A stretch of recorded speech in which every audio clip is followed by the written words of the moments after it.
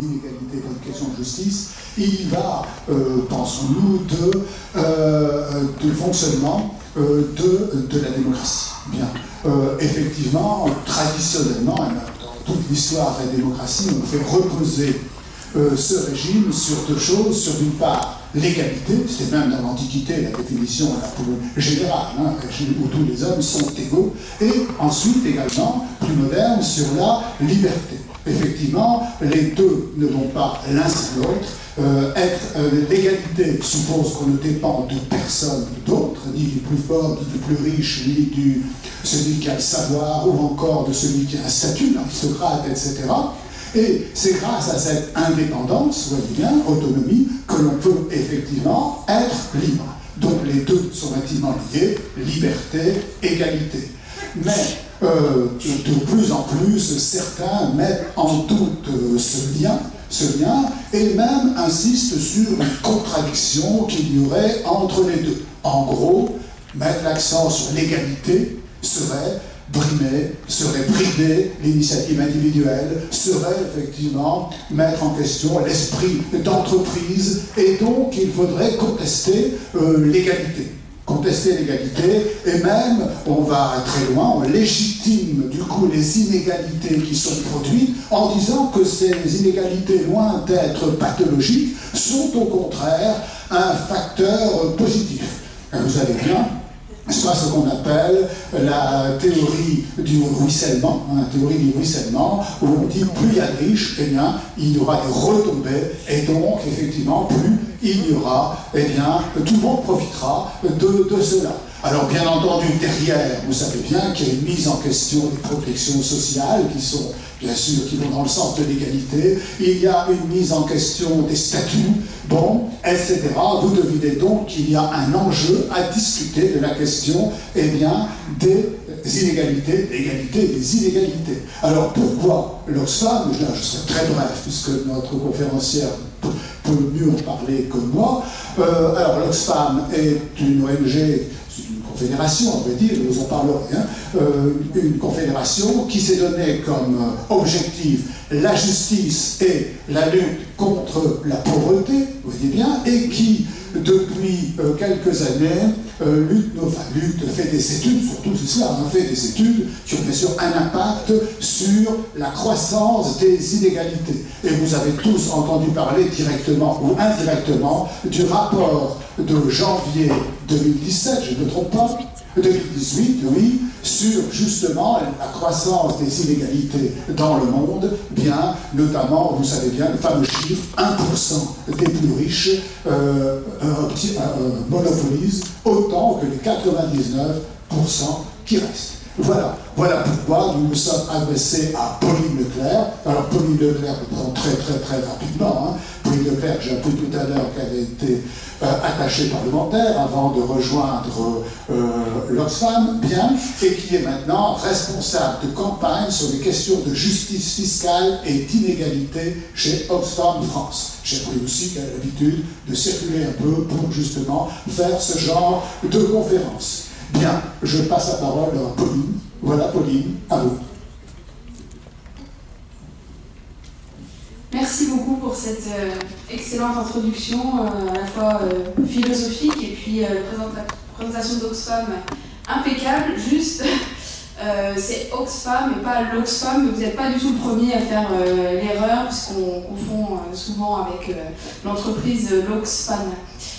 Donc Oxfam France, oui, vous en dire, je vais essayer d'articuler Oxfam. Vous présentez Oxfam France. Alors Oxfam France est une association qui date de 1988, qui s'appelait auparavant Agir ici. Et en 2006, elle a décidé de rejoindre la confédération Oxfam, donc une confédération internationale qui a été créée dans les années 50 au Royaume-Uni. Donc on dit souvent qu'Oxfam est une ONG britannique, c'est vrai que c'est son origine. Mais aujourd'hui, comme vous le voyez dans ce document, Oxfam International est présent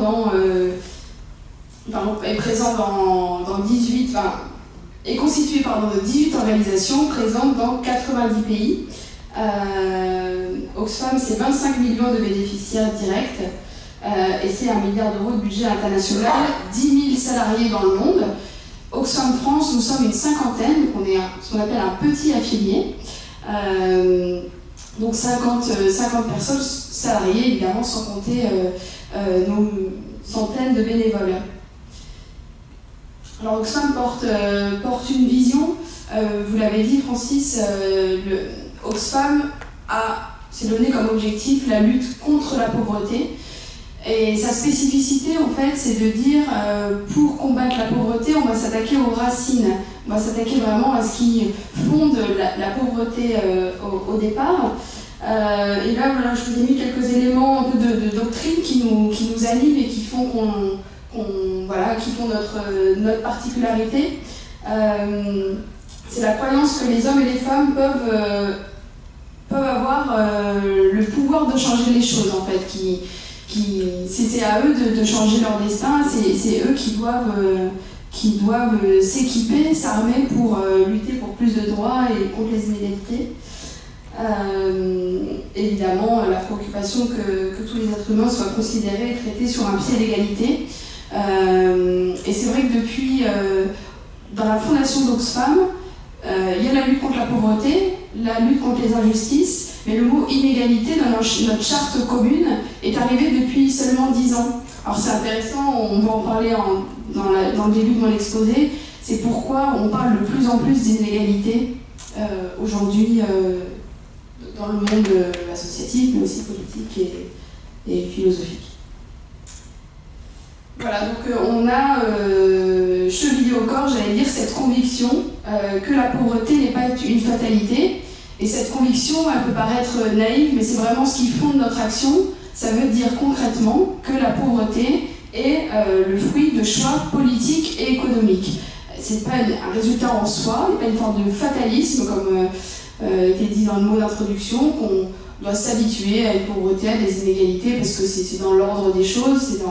Voilà, nous, on croit profondément qu'il n'y a pas de fatalité dans ces situations. Il n'y a pas de raison que des millions de personnes soient enfermées dans la pauvreté parce que des choix politiques et économiques en ont décidé ainsi. Très rapidement pour terminer sur Oxfam, donc comment on agit? On a 3 moyens d'action, c'est ceux que je vous ai mis dans ce diaporama. L'urgence humanitaire, Oxfam est présent dans des régions en situation d'urgence absolue. Aujourd'hui et depuis la crise syrienne, Oxfam a aidé plus de 1,5 million de personnes, notamment en équipement sanitaire.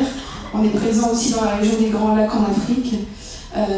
Et puis, lors du tremblement de terre au Népal, on a été l'une des organisations les plus actives et réactives pour secourir les populations sur le long terme. On fait du développement, de l'appui au développement international, donc ça c'est un élément important aussi de l'action d'Oxfam, c'est de dire, une fois passé l'urgence, comment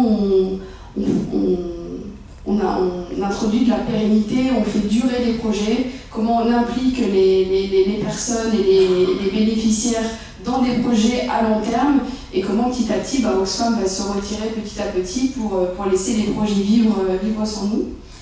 Et puis la troisième action qui concentre, j'allais dire, l'essentiel des salariés d'Oxfam France, c'est de mener des actions de pouvoir citoyen. Donc nous menons des campagnes citoyennes dans l'objectif d'influencer les décideurs politiques et les décideurs économiques. Oxfam, très rapidement, a 4 campagnes. Une campagne de lutte contre les inégalités et pour la justice fiscale. La deuxième campagne concerne l'agriculture, la sécurité alimentaire et le climat. La troisième campagne concerne l'aide publique au développement. Et la quatrième concerne l'aide humanitaire. Donc, ça a été dit en introduction, moi je suis responsable de la campagne Justice fiscale et inégalité. C'est une campagne qui fait beaucoup parler d'elle, qui dans les médias imprime pas mal, notamment parce qu'on produit beaucoup d'études sur l'évasion fiscale et sur les paradis fiscaux. Donc voilà, souvent les personnes connaissent Oxfam par ce biais-là, mais c'est intéressant, peut-être dans la partie débat, que vous me disiez si vous connaissiez Oxfam, par quel biais. Alors j'ai choisi tout d'abord dans cet exposé voilà, de poser la question, est-ce que les inégalités sont le péril du XXIe siècle, au même titre que par exemple le changement climatique. Si on considère que les inégalités sont le péril du XXIe siècle, c'est que l'heure est grave. Alors je ne vais pas vous taper le moral, mais ça me semble important qu'on pose quelques chiffres qui sont très alarmants, très inquiétants, et qui doivent tous nous concerner, nous donner l'envie de faire changer les choses, ou en tout cas nous indigner. En 2017, une personne sur 9 vit dans l'extrême pauvreté. Le deuxième chiffre, c'est un chiffre très fort que Oxfam a révélé dans son rapport annuel sur les inégalités en janvier dernier, qui démontrait que 82% de la richesse créée l'année dernière dans le monde, 82%, a été accaparée par seulement 1% de la population, évidemment les plus riches, quand dans le même temps les 50% les plus pauvres n'en ont pas reçu une aide. Donc ce chiffre, il est presque grotesque, tellement il est important. Voilà, c'est un chiffre qui a été beaucoup relayé dans les médias. Je vous ai mis un troisième, avant de revenir sur le troisième chiffre, voilà, c'est important aussi de se dire qu'en France, que la France n'est pas épargnée par la crise des inégalités. Aujourd'hui, 10% des Français les plus fortunés détiennent plus de la moitié des richesses nationales. La France est le pays qui verse le plus de dividendes en Europe, et en 20 ans, le nombre de pauvres a augmenté de 1,2 million de personnes. Et je reviens sur le troisième chiffre que j'ai mis, c'est que souvent, quand on discute avec des amis, ou des universitaires, ou dans son entourage, on a l'impression que les inégalités reculent, c'est des choses qui sont posées dans le débat, donc la pauvreté recule. Mais les inégalités s'accroissent.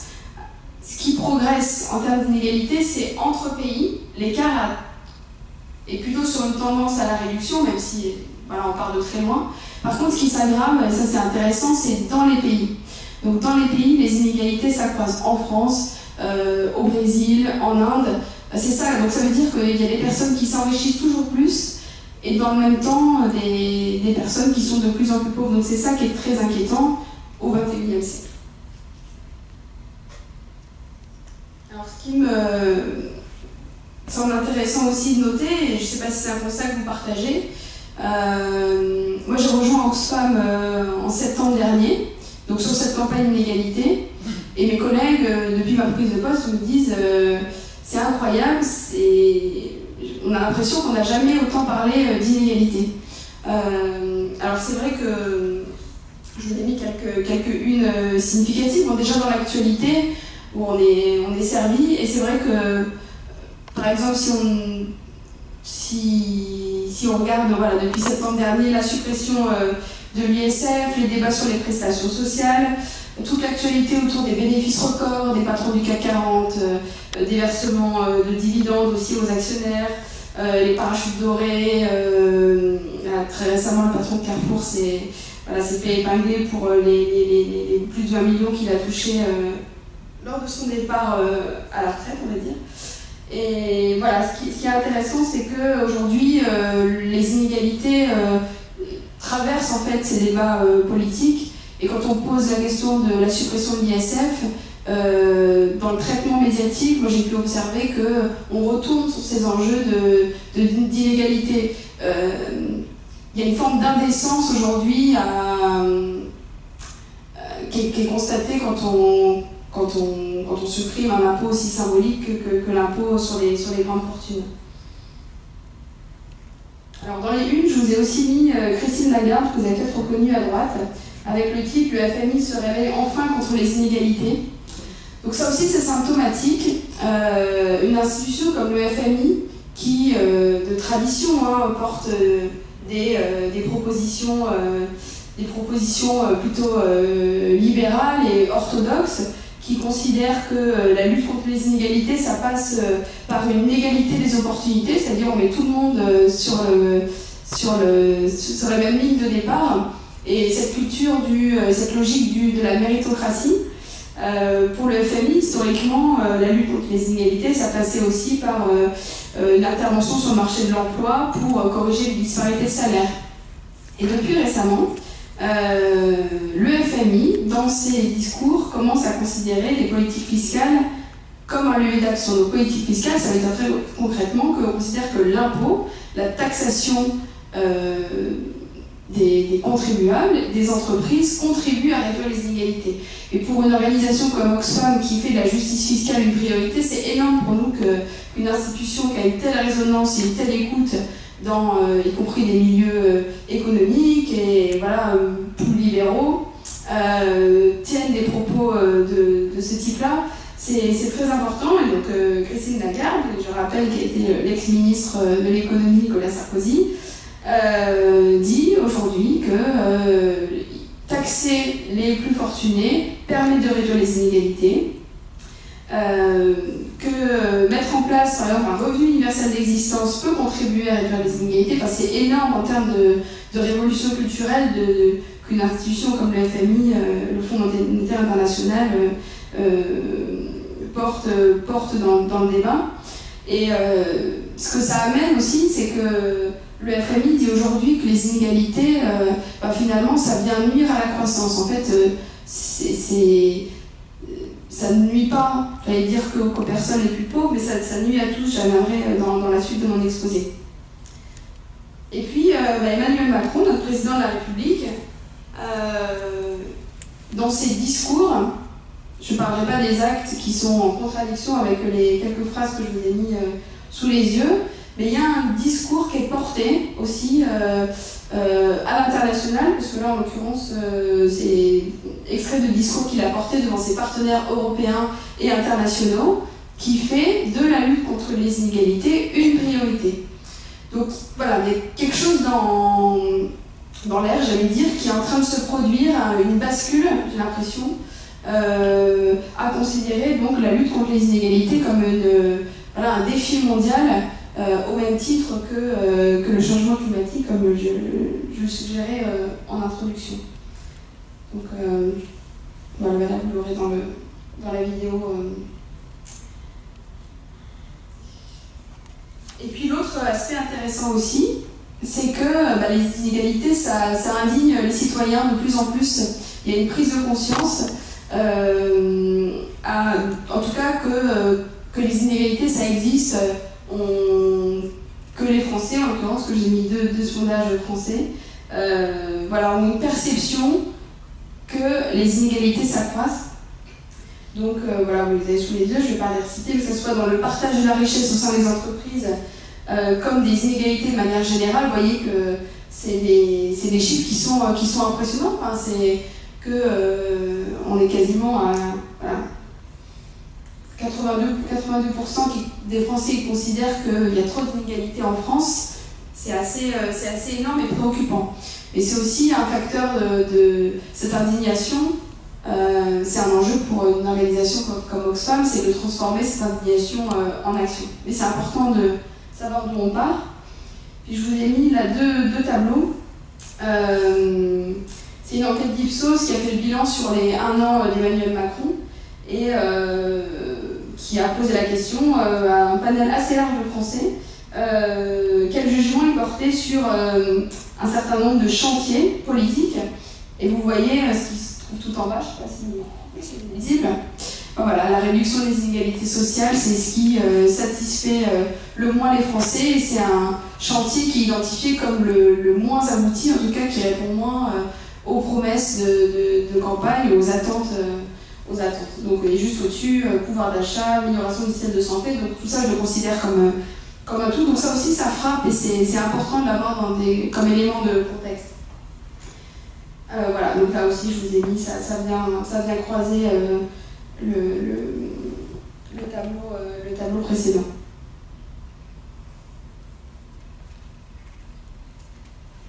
Alors, je vous ai mis cette question, pour tout vous dire, on a hésité avec Francis sur le titre qu'on avait donné à cette conférence, et ça a failli s'appeler « À qui profitent les inégalités ?» Donc voilà, je l'ai mis là. Ce que ça implique, c'est voilà, ça vient questionner une conviction, une croyance que peut-être que les inégalités, ça serait bénéfice à quelques-uns, que voilà, ça serait une forme aussi de gratification au mérite. Ben voilà, moi je suis plus riche que toi, mais d'un autre côté, j'ai travaillé, et puis ça peut être aussi un moteur de l'économie.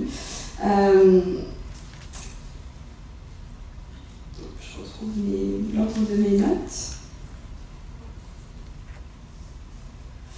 Et donc à l'inverse, moi j'ai plutôt envie de poser la question pourquoi les inégalités en fait nous nuisent à tous, nuisent aux plus pauvres, nuisent aux classes moyennes, mais nuisent aussi aux plus riches. Alors avant de passer à la slide d'après, en fait, pour Oxfam, on revient toujours à des fondamentaux. Pourquoi lutter contre les inégalités? Pourquoi les inégalités c'est mauvais? Et nous, notre réponse, elle est très simple. C'est que les inégalités, au regard des recherches que l'on fait, des constats que l'on porte, que je vous ai mis dans la toute première slide sur les chiffres des inégalités dans le monde, c'est qu'en fait, les inégalités, ça enferme des millions de personnes dans la pauvreté. Alors, comme je l'ai dit, il y a beaucoup de progrès qui ont été accomplis en matière de réduction de la pauvreté, mais ces progrès de réduction de la pauvreté sont menacés par les inégalités. Oxfam le dit, mais on n'est pas les seuls, et la Banque mondiale, que je mets aussi dans la même catégorie que le Fonds monétaire international, qui est une institution qui a pu, à un moment donné, tenir des positions assez orthodoxes et libérales, la Banque mondiale aujourd'hui alerte. Et elle dit que si on ne comble pas de toute urgence le fossé entre les plus riches et les plus pauvres, l'objectif d'éradiquer la pauvreté extrême d'ici 2030, qui est un objectif qu'on appelle les ODD, les objectifs de développement durable, l'objectif de réduire l'extrême pauvreté d'ici 2030, il ne sera jamais atteint, et que plus de 200 millions de personnes vivront toujours avec 1,9 $ par jour, qui est le seuil qui délimite l'extrême pauvreté. Donc voilà la réponse que donne Oxfam. Et ce qui me semble intéressant, c'est de partager avec vous la thèse d'un auteur que vous connaissez peut-être, qui est médecin en fait, qui s'appelle Richard Wilkinson. Et lui pose la question dans ces termes-là. Donc le titre de son ouvrage s'appelle « Pourquoi l'égalité est meilleure pour tous ?» Et la question qui est sous-jacente, parce qu'il est médecin, je vais vous en dire deux mots, lui il pose la question comme ça, il dit pourquoi les inégalités elles nous rendent tous malades. Donc Richard Wilkinson, il est médecin et épidémiologiste, et pour lui l'inégalité elle n'est pas d'abord économique, elle touche d'abord le lien social. Et lui il fait un lien entre, il a fait des tas de recherches, je ne vais pas vous les exposer, mais il établit un lien de corrélation entre le niveau d'inégalité dans un pays, dans une société, et les troubles et les maux sanitaires et sociaux qui sont dans cette société. Quand il parle de maux sanitaires et sociaux, c'est la maladie, la drogue, la délinquance, la défiance envers les personnes. Et il prend des exemples aussi basiques que le nombre de grossesses chez les adolescentes. Donc en gros, sa thèse, c'est de dire que la santé et le bien-être ne sont pas des paramètres individuels, mais sont le produit de facteurs structurels, et comme facteurs structurels, pour lui, les inégalités en font partie. Alors là, ça recoupe aussi l'introduction qui a été faite, c'est que les inégalités économiques ont souvent été tolérées et même défendues comme un stimulant utile, et qui sont censés refléter les capacités de chacun à avoir une mobilité, à mériter sa place. Et Wilkinson, il dit on finit par oublier les effets que peuvent provoquer les inégalités dans une société. Donc voilà, lui concrètement, il s'est interrogé, il s'est dit pourquoi aux États-Unis, qui est un pays considéré comme riche, a une espérance de vie plus basse que la plupart des pays développés? Pourquoi aux États-Unis il y a plus de prisonniers? Pourquoi aux États-Unis il y a plus de violence? Pourquoi aux États-Unis il y a plus de problèmes psychiatriques? Et pourquoi dans le même temps, dans les pays scandinaves, sur toutes ces catégories, ils sont en tête de tableau? Pour lui, la seule réponse, c'est les inégalités, qui expliquent ces maux de la société. Donc Wilkinson, il en tire 3 conclusions. La première, c'est qu'un pays peut s'enrichir, mais dans le même temps, si la situation des plus pauvres dans ce pays-là ne s'améliore pas, c'est la situation sociale de tous ses habitants qui sera détériorée. La deuxième conclusion, c'est qu'à revenu moyen identique, quand on compare 2 pays, une population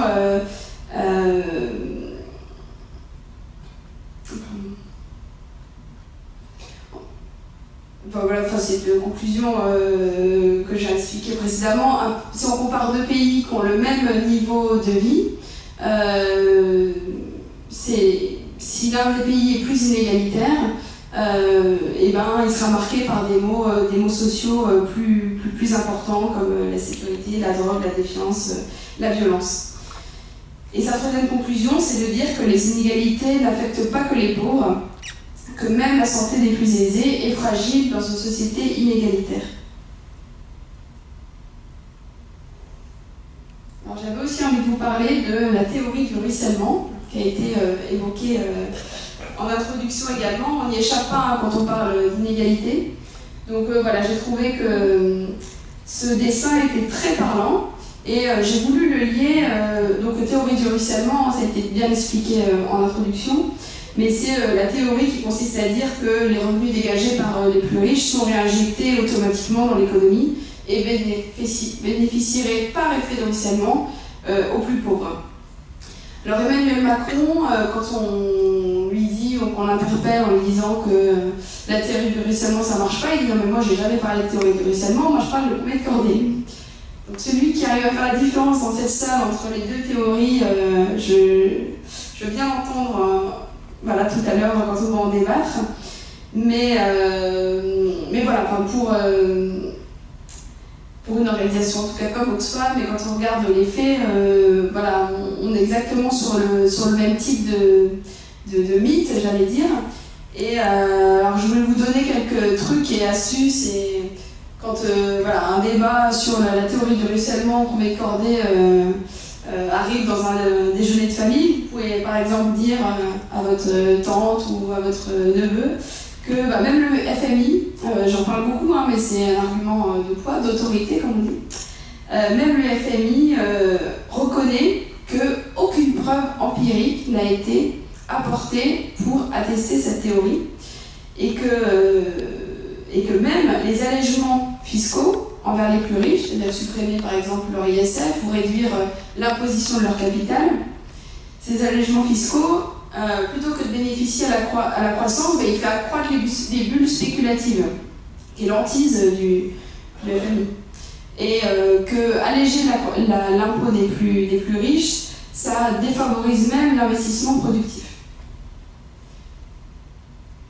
Un deuxième truc que vous pouvez donner dans un déjeuner de famille. Alors là, j'ai pris une infographie des chiffres d'un rapport qui a été produit par Oxfam France en septembre dernier, au moment de la première réforme fiscale du quinquennat Macron. La réforme fiscale qui a vu notamment la suppression de l'ISF, mais aussi beaucoup d'autres mesures fiscales qui sont alarmantes, je pèse mes mots, sur les inégalités en France. Donc on a fait des calculs sur la base des chiffres de l'OFCE, et voilà ce qu'on constate, c'est qu'avec les différentes mesures contenues dans la réforme fiscale d'Emmanuel Macron, et ben les 10% les plus aisés en France, il n'y a pas photo, hein, sont les grands gagnants de cette réforme fiscale. Et c'est sans tenir compte, alors c'est écrit peut-être un peu petit, des baisses de prestations sociales qu'on constate, notamment la suppression des APL ou les réductions d'aide au logement au HLM. Là, pour le coup, on est carrément dans du négatif pour les 10% les plus pauvres qui payent vraiment le prix de l'impôt cassé. C'est le titre jeu de mots qu'on avait donné à ce rapport. Mais voilà, donc là aussi, vous pouvez répondre. La théorie des premiers de cordée d'Emmanuel Macron, moi je la vois pas bien, parce que effectivement c'est les premiers qui gagnent, mais ceux en bas de la corde, au mieux ils gagnent 18 fois moins que les 10% les plus riches, au pire il est carrément perdant.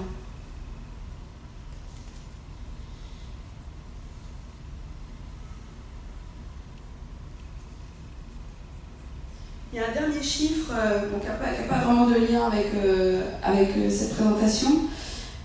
C'est une étude, alors pardon, je n'ai pas la source, mais je viens d'entendre une conférence donnée par quelqu'un qui s'appelle Jean Merkert, qui est rédacteur en chef de la revue Projet, que vous connaissez peut-être, et que j'avais noté vraiment dans un carnet en me disant ça c'est vraiment un argument de poids pour contredire ce type de discours sur le ruissellement, l'émancipation, toute la logique du self-made man. C'est une étude qui montre que le niveau de revenu d'une personne, il est conditionné à 60% par son pays de naissance. Donc 60% du revenu des personnes dépend de là où on est. 20% de son milieu social d'origine et 20% par son action personnelle. Donc ça repose aussi un peu les choses et ça permet de reconsidérer ce type d'affirmation. Alors nous, Oxfam, on porte une conviction forte quand on parle inégalité, et c'est aussi un discours qui permet de rassembler et puis d'être un peu en dehors des clivages. Oui, mais bon, toi t'es anti-riche, les riches on a besoin d'eux pour l'économie, et puis si on augmente leurs impôts, ils vont partir à l'étranger, etc. Ce qui est important, c'est de voir en globalité. Donc, comme Wilkinson, il faisait le lien entre inégalité et une société qui est malade, nous on dit les inégalités, c'est le symptôme d'une économie qui fonctionne mal.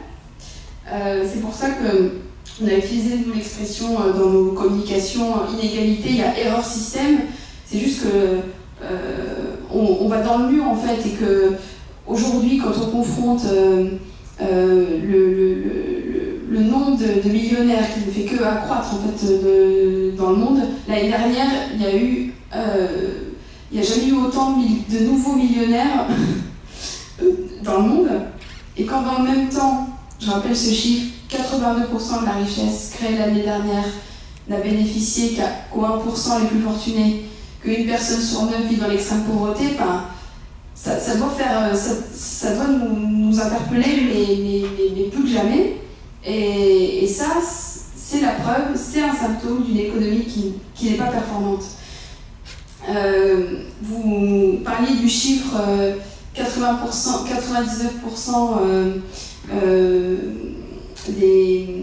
de la richesse est détenue par les 1% les plus riches. Là aussi, une économie qui est au service de 1% de la population, c'est un système qui va dans le mur, parce que ce sont les 99% qui créent la richesse, les agriculteurs, des infirmiers, des caissières, des patrons de PME, toutes ces personnes, ce qu'on appelle les 99%, sont créateurs de richesse. Il n'est pas normal qu'ils ne reçoivent pas leur juste part. Alors je fais le lien avec un rapport dont vous avez peut-être entendu parler dans la presse ces derniers jours. Oxfam a produit un rapport qui s'appelle CAC 40 des profits sans partage.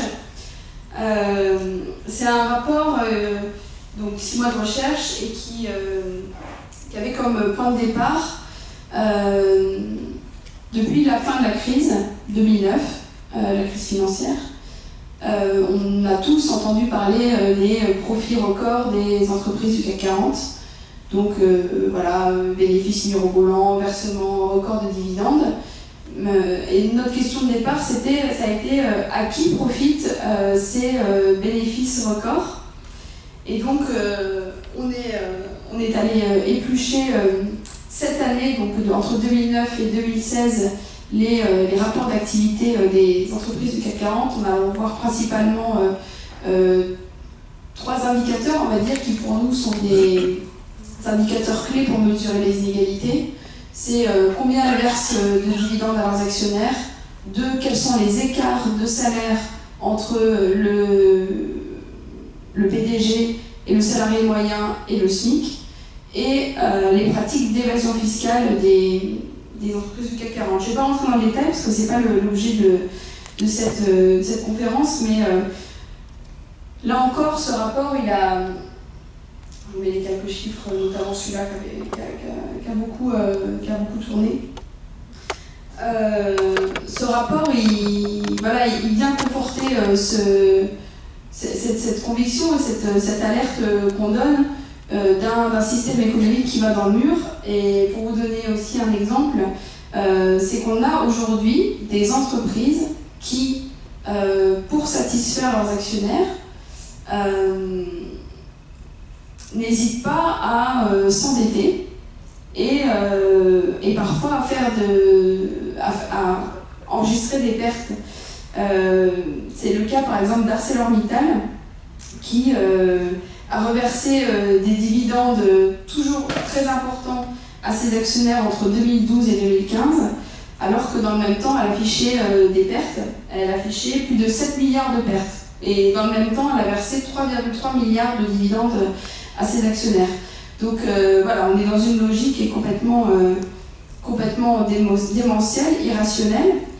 Et ce qui est intéressant, c'est que non seulement des associations comme la nôtre dénoncent cette dérive, cette spirale des inégalités, comme nous on l'appelle, des économistes aussi, vous connaissez certainement Thomas Piketty ou Esther Duflo, qui sont des économistes qui ont beaucoup travaillé sur ces questions-là, qui alertent depuis longtemps sur les dérives et les conséquences dramatiques des inégalités sur l'économie, mais aussi sur l'environnement.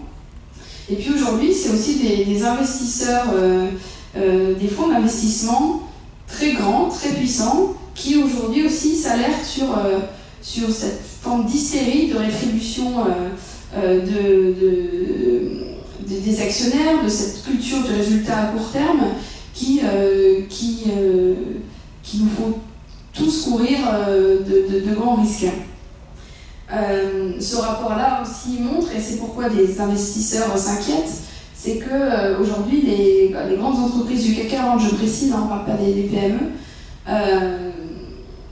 quand ils rétribuent leurs actionnaires, ils sacrifient évidemment en dernière marche leurs salariés. Sur un billet de 100 €, seulement à peine plus de 5 € vont aux salariés sous forme de primes aux salariés. Mais surtout, elles investissent moins en leur sein, ce qui est troublant aussi. Ça aussi, ça alerte en disant mais c'est un choix qui est totalement irrationnel en fait, de faire beaucoup de profits et de décider de manière consciente et délibérée de ne pas réinvestir. Et l'investissement, à quoi ça sert? Ça sert à se développer, à acheter de nouvelles machines, à grandir, à innover.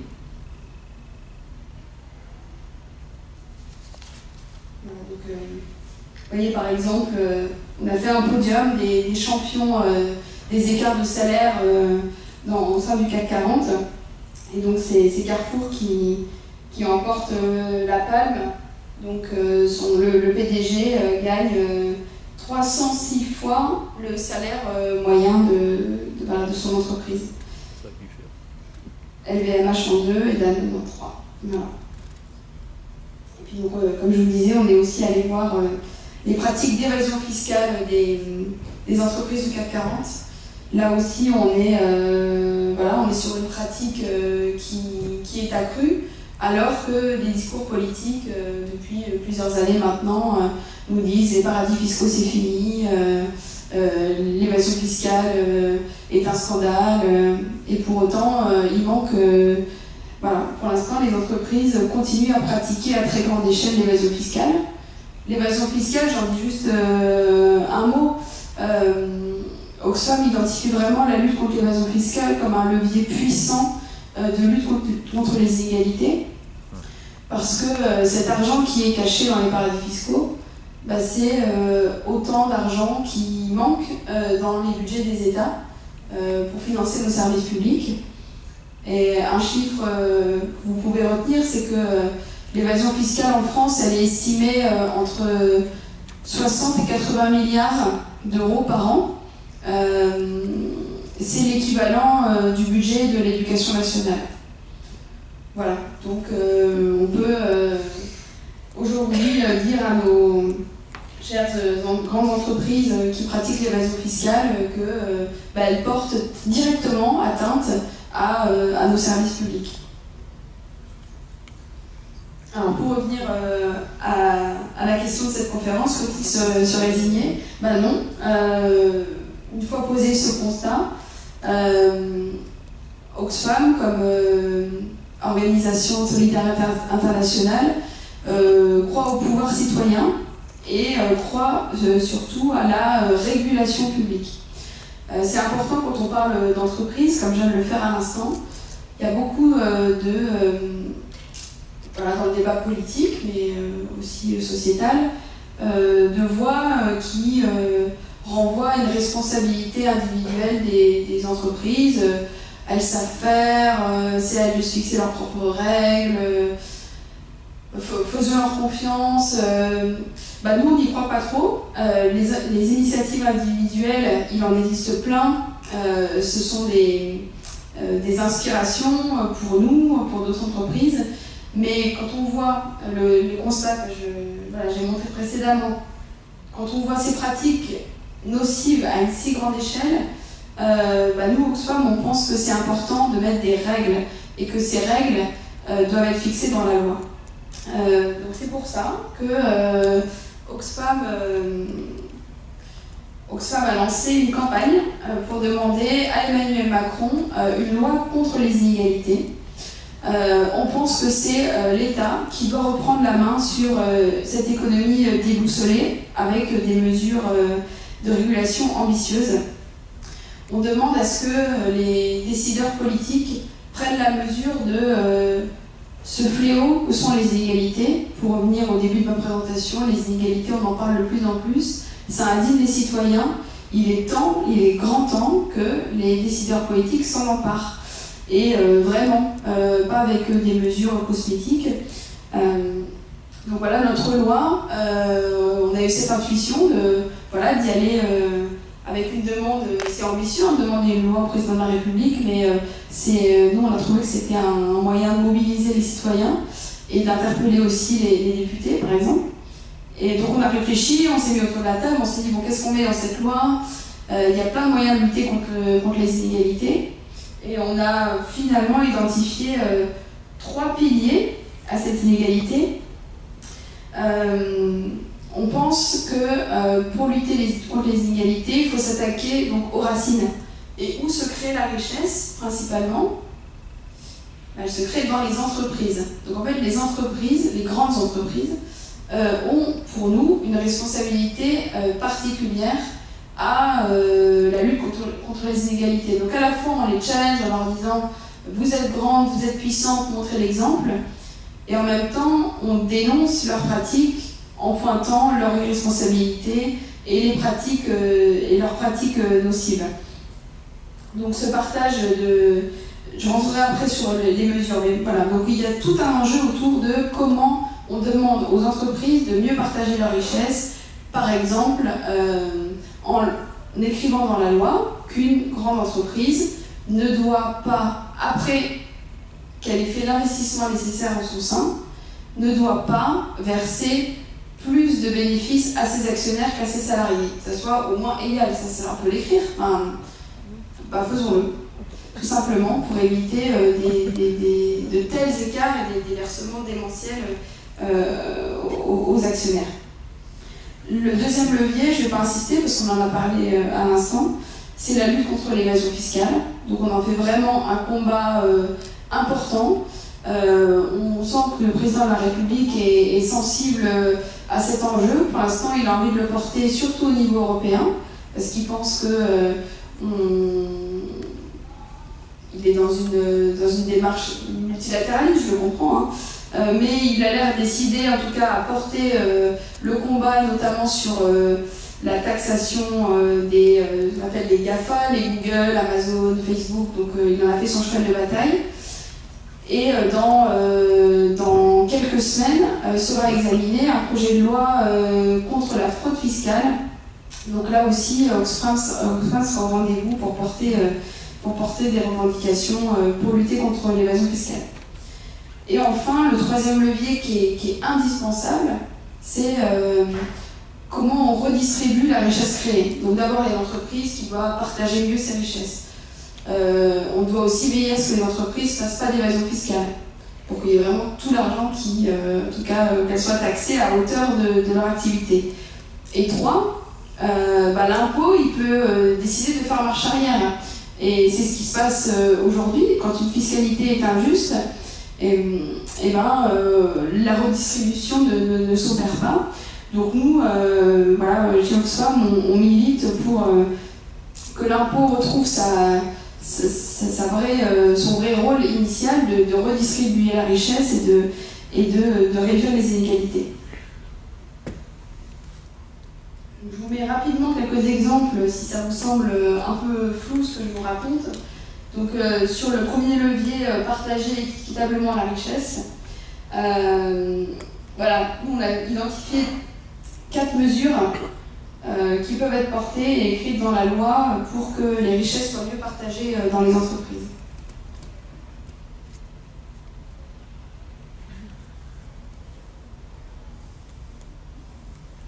La lutte contre l'évasion fiscale, je ne vais pas revenir sur toutes, mais il y en a 2 qui sont essentielles.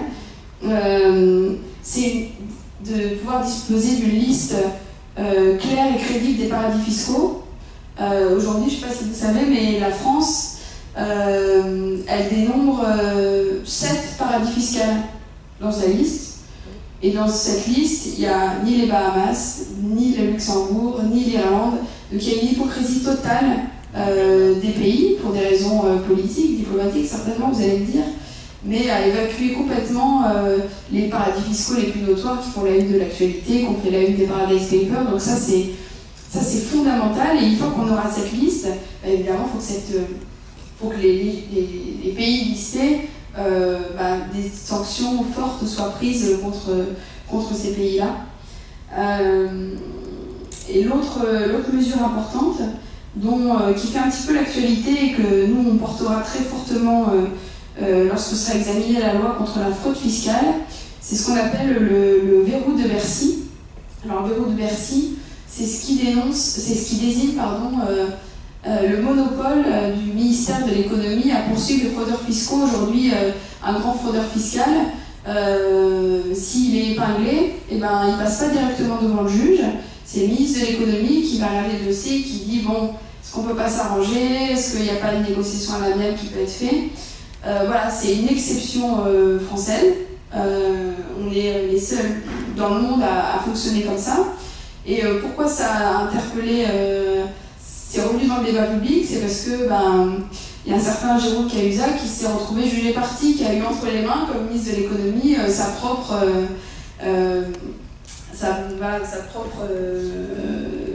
mise en examen, on va dire, pour fraude fiscale. Donc ça a révélé cette contradiction. Et aujourd'hui, c'est un combat qu'on porte. Des députés à l'Assemblée nationale sont très motivés pour demander à ce que soit supprimé ce verrou de Bercy et de mettre fin à une justice à 2 vitesses qui fait qu'aujourd'hui, un fraudeur fiscal, il a les moyens de s'arranger avec la justice, alors que quelqu'un qui fraude les allocations sociales, il n'a pas le choix de négocier. Et enfin, sur l'impôt, là aussi, pour être un peu plus précise, au-delà de dire que l'impôt retrouve son rôle premier de redistribuer la richesse et de réduire les inégalités, Par exemple, c'est important toujours de redire que les impôts indirects comme la TVA et la CSG sont les impôts qui frappent les plus pauvres, parce qu'ils ne sont pas proportionnels. On paye tous la même chose, riches comme pauvres, et donc c'est prouvé économiquement que la part que représente la TVA dans le revenu d'un ménage pauvre est beaucoup plus importante que la TVA d'un Arnaud, par exemple. Et ça, ça fait longtemps que des associations, des économistes le disent, mais pour l'instant, la TVA ne fait qu'augmenter et la CSG ne fait qu'augmenter. Ce qu'on demande aussi, c'est une contribution juste des entreprises. Aujourd'hui, les grandes entreprises bénéficient de niches fiscales qui sont insupportables pour un patron de PME qui, lui, doit respecter la règle de l'impôt sur les sociétés, 33%, et il n'a pas de niche fiscale dont il peut bénéficier, notamment de crédit d'impôt. Crédit d'impôt, donc le CICE qui a été adopté en 2012, qui aujourd'hui bénéficie essentiellement aux grandes entreprises. On demande donc par exemple sur cette question précise des crédits d'impôt et du CICE, à ce qu'il y ait de la transparence. Il faut que les grandes entreprises qui ont reçu un chèque de 41 milliards d'euros disent à l'État, rendent compte, voilà ce que j'ai fait en contrepartie.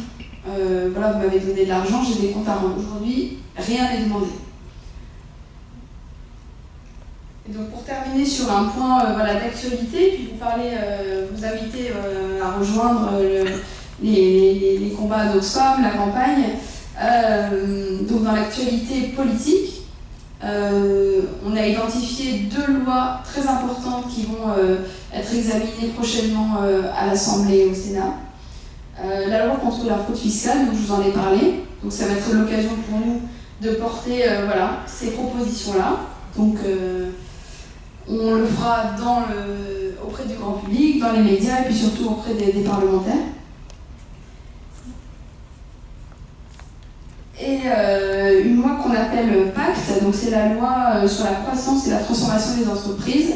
Ça fait à peu près 1 an que Bruno Le Maire, notre ministre de l'économie, en parle. Il est assez fier de cette loi. On attend de voir à quoi elle va ressembler. Elle sera présentée a priori le 20 juin au Conseil des ministres.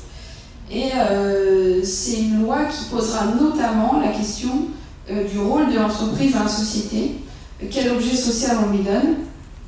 Là aussi, c'est une question qui nous intéresse beaucoup. On n'est pas les seuls à se dire à quoi sert une entreprise. Est-ce qu'une entreprise, elle sert uniquement à faire des profits ou est-ce qu'elle a un autre rôle, notamment de préservation des biens communs.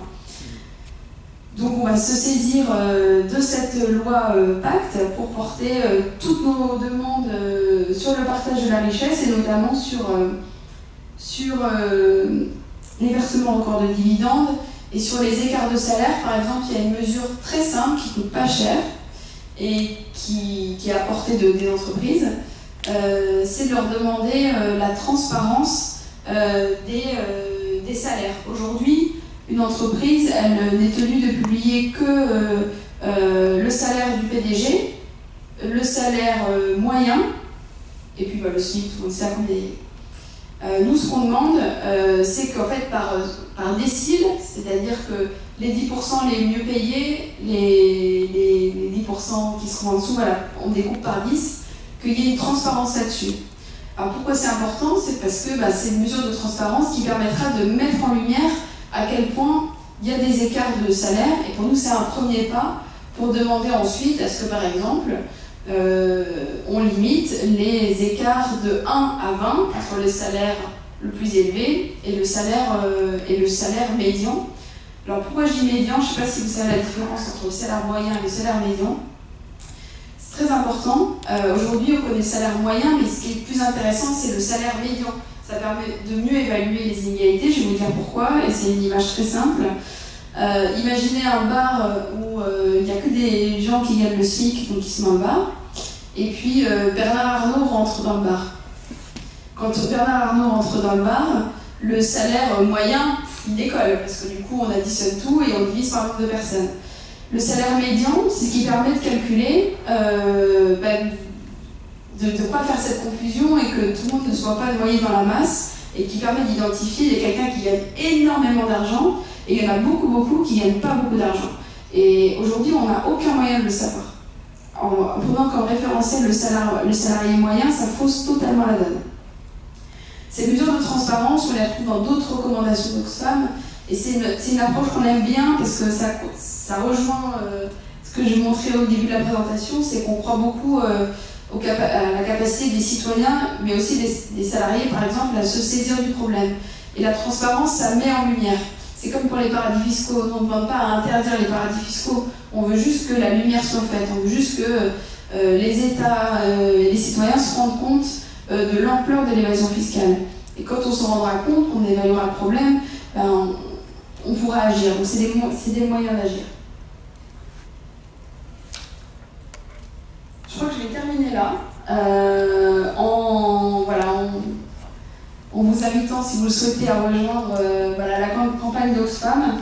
On a un site dédié de mobilisation qui n'est pas le site d'Oxfam, mais qui est un site qui vous permet d'en savoir plus sur les grandes lignes de cette loi que je vous ai présentée. Et puis, j'ai posé à l'entrée un dépliant avec des informations, des chiffres clés sur le dernier rapport CAC 40, sur la loi inégalité. Et vous avez aussi une carte postale que vous pouvez envoyer à votre député pour lui demander d'adopter ces trois mesures-là dans le cadre de la loi sur les entreprises et la loi sur la fraude fiscale. C'est très important, je vous confirme que pour avoir été attaché parlementaire, un député qui reçoit des cartes postales citoyennes, je pense que vous voyez à quoi ça ressemble, vous pouvez regarder à la sortie, ça interpelle, et quand il en reçoit à partir, je dirais, de 10, le député il se dit, il y a 10 personnes de ma circonscription qui m'ont alerté sur un problème, il va les regarder de plus près. Donc voilà, si cette cause vous intéresse et si les recommandations d'Oxfam que je vous ai présentées brièvement vous parlent et vous motivent, n'hésitez pas, juste le prix d'un timbre et puis ça contribue, c'est la théorie du colibri. Merci. Bravo. Merci Pauline. Bien, je crois que l'exposé était assez complet, parce que d'une part, il y a un état des lieux, et j'ai surtout apprécié qu'il n'y a pas qu'un problème économique, que c'est aussi un problème de pathologie sociale finalement, que les inégalités mettent en question la solidarité nationale, et même touchent finalement les riches eux-mêmes, les plus riches en tout cas. Et ensuite, il y a le deuxième versant qui est effectivement les remèdes. C'est pas présenté comme de remèdes, puisque si j'ai bien compris, il s'agit d'insister sur la transparence afin que les citoyens s'accaparent de la chose et effectivement agissent pour transformer la situation, avec bien sûr des mesures de contrôle. Bon, voilà, et bien écoutez, comme traditionnellement maintenant, la parole est de votre côté. Alors Monique va commencer. Merci, bonjour. Voilà, j'aurais voulu revenir sur une objection qui a été faite à votre rapport de janvier 2018, alors d'ailleurs par un député En Marche, qui, quant à la répartition des bénéfices, 67% pour les dividendes, 28%, pour 27 et quelques pour les investissements, et 5% comme prime versée aux salariés, disait oui, mais on ne compte pas les salaires des salariés. Et il faudrait, donc, comme s'il y avait un équilibre, alors je voulais évoquer cette remarque, entre les dividendes versés et puis les salaires. Alors, bon, je ne sais pas si vous pouvez répondre à cette objection qui vous a été faite. Et puis par ailleurs, j'avais une autre question. Donc le Premier ministre, se faisant d'ailleurs l'interprète de l'ensemble du gouvernement, disait qu'il fallait revenir sur les aides sociales parce que les aides sociales en France ne sont pas efficaces. Puisqu'elles ne permettent pas aux gens de sortir de la pauvreté, alors que la France serait, d'après ce qui a été dit, le pays d'Europe qui verse le plus d'aides sociales, et qu'en revanche, donc pour sortir de la pauvreté, il faudrait en sortir par l'emploi. Mais en sachant que beaucoup d'emplois créés aujourd'hui sont des emplois précaires et payés parfois moins que le SMIC.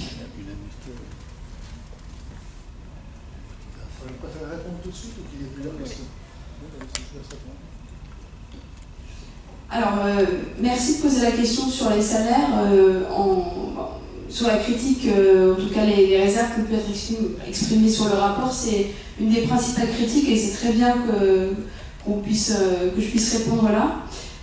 En fait, on n'a pas pris en compte les salaires parce que, en fait, ce qu'on a analysé, c'est ce qui reste une fois qu'on a versé les salaires et rétribué le capital. Donc, une fois qu'on a rémunéré capital et travail, c'est là que ça devient intéressant.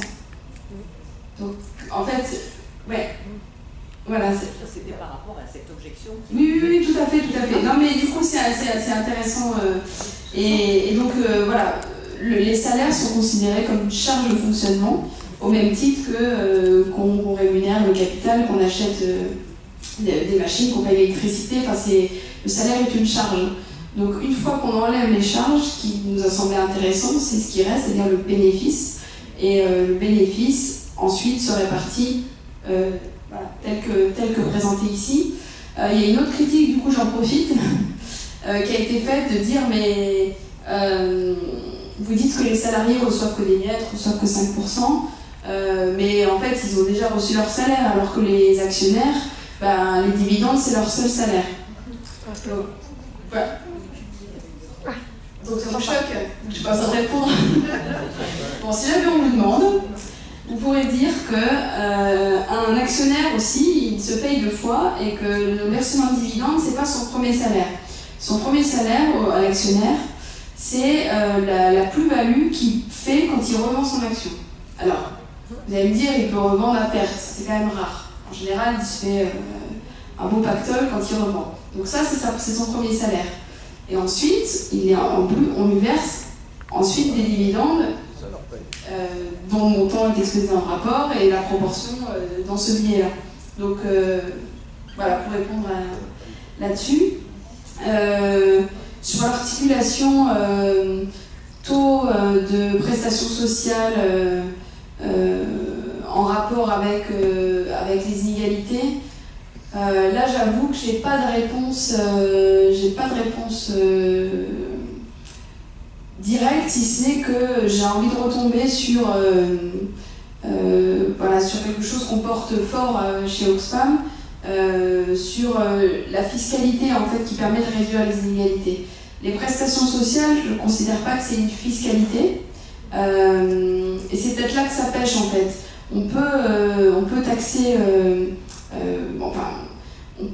Les prestations sociales peuvent représenter un montant important du PIB, en montant, parce que c'est ça en fait que ça dit. Si derrière on adopte une fiscalité qui est injuste et qui, comme je le montrais dans le tableau tout à l'heure, ne bénéficie finalement qu'aux plus fortunés, ça fait dérégler les choses. En fait, c'est une question de comment on utilise en fait ces prestations sociales. Mais je me le note comme sujet à creuser.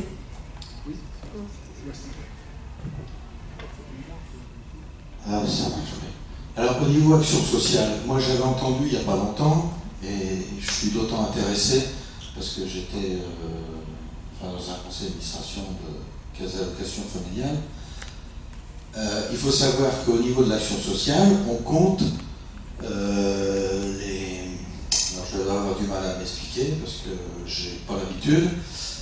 Il y a des cotisations sociales, hein. Donc, je veux dire, à la limite, l'action sociale, c'est-à-dire au bout donné aux plus soi-disant pauvres et RSA et tout, c'est, si je ne me trompe pas, c'est 10% de l'action sociale où des cotisations sont payées. Non? Je ne sais pas. Non. Oui, il y a des questions derrière. Merci, en tout cas.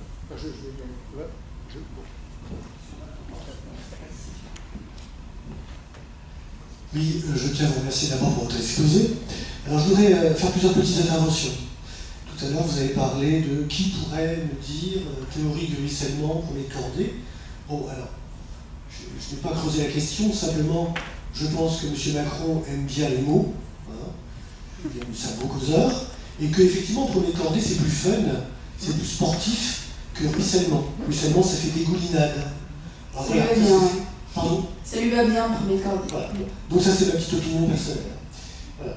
Ensuite, concernant...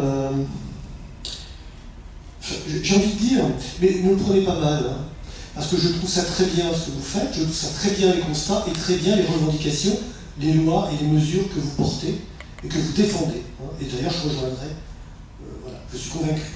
Mais n'êtes-vous pas un peu naïf dans la mesure où, pour reprendre le mot d'un député Picard, qu'on connaît bien, qui qualifie M. Macron de Robin des Bois à l'envers, c'est-à-dire qu'il prend aux pauvres pour donner aux riches, et ça rejoint ce que vous disiez tout à l'heure, quand vous disiez, pour l'instant, il y a beaucoup de discours, mais les actes ne sont pas là du tout. C'est même l'inverse. Il y a un discours, vous avez cité 3-4 extraits des discours Davos, etc., où il parle des inégalités, de son envie de réduire, etc. Bon. Mais en fait, j'ai envie de dire que ce sont des discours complètement creux, parce que ce qu'ils nous montrent depuis un an, c'est tout à fait l'inverse. Réduire les APL de 5%, de 5 euros, pardon. Supprimer l'ISF. Enfin, je veux dire, c'est tout l'inverse. Alors, donc moi, quand je disais que je ne veux pas taxer de naïveté, mais moi je pense que ces gens-là, depuis belle lurette, ont le pouvoir, et c'est le pouvoir qui mène la danse. Alors le pouvoir politique, mais surtout financier. Et les amis de M. Macron, ce sont la finance. On sait d'où il vient ce monsieur. Donc je suis perplexe sur des changements imminents, on va dire. Voilà. Je ne sais pas si vous souhaitez répondre. Hein. Si, bah juste, parce que là, c'est plus des éléments de débat, le temps de faire passer le micro. Évidemment, on regarde avec beaucoup d'attention et on a décrypté depuis... allez, on lui a laissé 2 mois de chance, mais depuis décembre dernier, je pense que c'est assez rare cette déconnexion entre discours et actes. Oxfam travaille aussi beaucoup, alors c'est pas la campagne sur laquelle je travaille, mais sur les enjeux de lutte contre le changement climatique, c'est édifiant. Emmanuel Macron sur la scène internationale, y compris par des affiliés d'Oxfam, je sais pas, Oxfam au Royaume-Uni, aux États-Unis, ils disent mais il est génial, votre président, il veut lutter contre le changement climatique, et du coup, nous on est atterrés parce que vous avez suivi comme moi la loi logement, ce qui est en train de se passer, les atteintes à la loi littorale, le glyphosate, j'en passe. Ce sont que des renoncements environnementaux qui ne sont pas à la hauteur et en même temps, il se fait le leader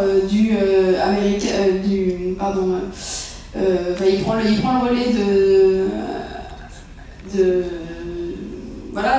du leader de la lutte contre le changement climatique. Donc oui, on a conscience de ça et on sait que ça va pas être facile. Je le dis, mais voilà, nous on fait aussi l'hypothèse que un président comme Emmanuel Macron, il va aussi chercher des gages à gauche et des signaux de solidarité. Donc, mais je partage complètement sur la déconnexion acte-discours. Bonjour, merci pour la présentation et l'introduction qui était très bonne. En écoutant votre présentation, donc j'ai l'impression qu'au début, en fait, vous identifiez un problème, la pauvreté, contre laquelle vous voulez lutter, et c'est très louable.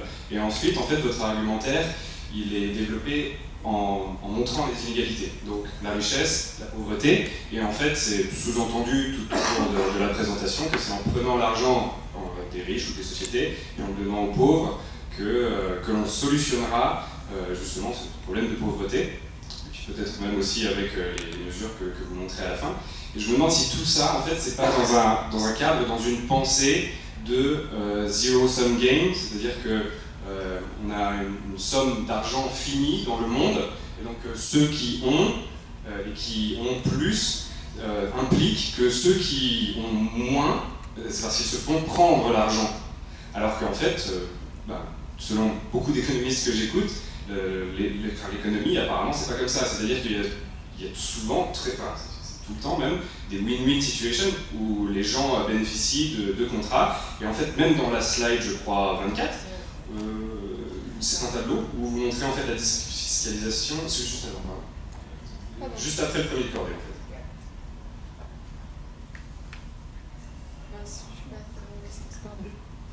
Oui, le fameux tableau. Juste après le premier de cordée. Voilà, celle-ci. Ouais. Voilà, par exemple, le moins d'impôts, on voit que tout le monde en bénéficie. C'est-à-dire que tout le monde est dans le plus dans la première ligne. Alors que, en fait, et c'est ce que vous faites, c'est que vous l'opposez avec moins de contributions sociales, donc on fait une somme, et on se rend compte que les pauvres sont perdants. Alors qu'en fait, là je rejoins Madame Monique qui a parlé tout à l'heure, les contributions sociales n'aident pas forcément contre la pauvreté, mais on sait bien que c'est... Enfin, les mêmes économistes disent que c'est non. Voilà, j'ai fini ma réaction, enfin, si je peux voir une réaction un petit peu.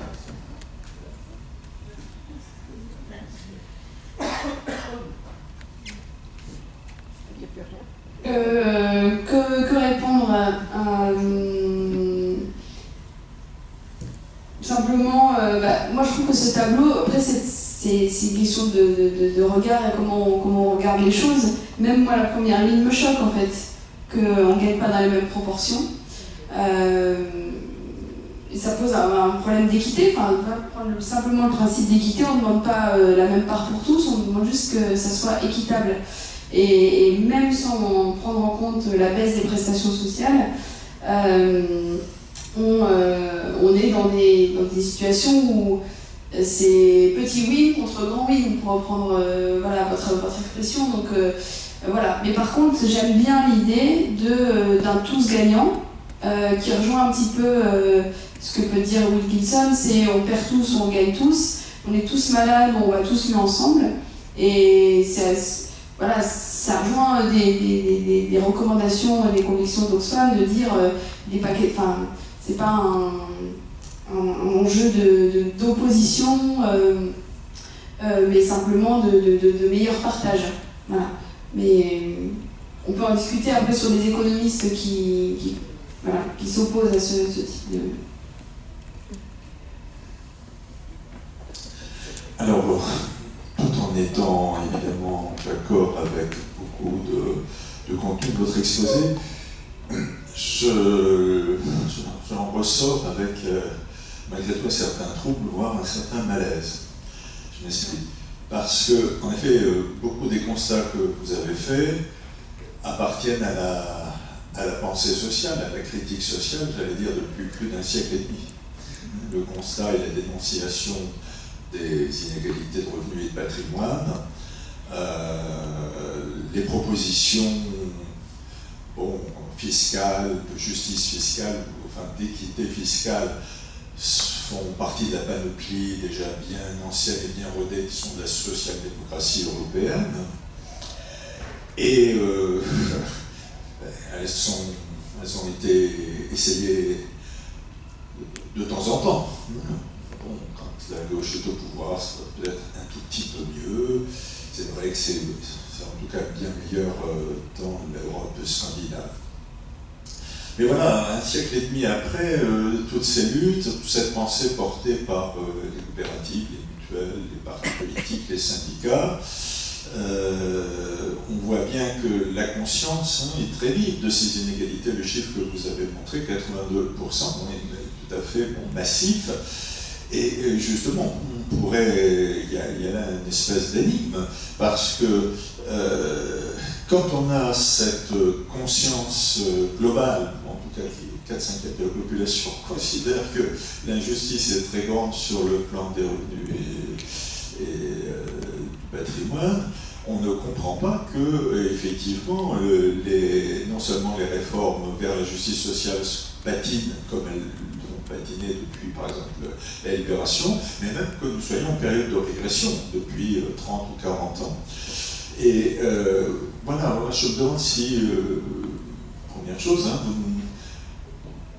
vous êtes assez attentif à la question de la résignation. Quelqu'un de mon entourage très proche disait autrefois, il y a toujours eu des riches, il y a toujours eu des pauvres, il y en aura toujours. d'une personne d'un milieu très pauvre, femme d'ouvrier moins que le SMIC. Et je crois que c'est un état d'esprit qui est très très répandu. On le voit encore, on annonce de temps en temps des vagues, des déferlantes de protestations en millions, et puis bon, on se retrouve à quelques dizaines de milliers, quelques centaines de milliers de manifestants. Donc voilà, c'est ça qui m'interpelle, surtout. Et puis quand même, autre volet, la justice sociale, c'est en effet une affaire économique, une affaire de fiscalité, mais pas seulement. Beaucoup d'autres volets, l'éducation, la culture et bien d'autres. Merci.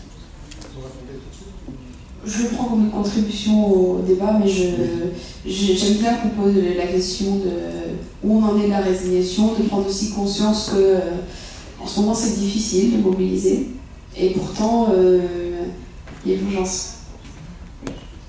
Oui, moi j'avais deux remarques. La première, c'était concernant justement ce qui a été dit sur les prestations sociales. Il faut quand même savoir au départ qu'une bonne partie des prestations sociales sont le résultat d'une redistribution d'un salaire différé lié aux cotisations sociales. Donc c'est pas simplement une compensation, c'est un salaire différé, qui est redistribué un peu différemment, mais c'est un salaire différé. Donc ça vient pas simplement compenser le gain du pouvoir d'achat. Enfin, je crois que il faut le compter aussi, compter une partie de ces négatifs à l'intérieur, le rapprocher du gain du pouvoir d'achat, et on arrivera à quelque chose qui est sans doute déjà négatif, ne serait-ce que pour les prestations sociales. D'autre part, il y a quand même une deuxième chose que je voulais dire, c'est que tout ce qui est décrit, tout ce que vous avez décrit, qui s'est développé fortement depuis 30 ans. On peut faire le parallèle avec un siècle auparavant, ce que fait très bien d'ailleurs Piketty dans son livre. On fait le parallèle avec ce qui s'est passé auparavant, comment c'est terminé, c'est-à-dire qu'en parallèle on retrouve aussi d'autres choses, le développement des inégalités, mais le développement des individualismes, le développement des nationalismes, etc. Et ça aboutit à quoi? Ça aboutit à quoi? On l'a vu il y a déjà un siècle. Et je pense que c'est une question économique, c'est une question sociale, mais c'est aussi une question de survie, une question de guerre. Merci. Merci, c'était très intéressant. Pas d'inégalité en micro, hein. Oui, alors merci beaucoup. J'avais une question à poser, puisque vous avez expliqué, justement, que c'était quoi, 1% de la population capte plus de 80% des richesses. Et la question c'est, que font ces gens-là des richesses?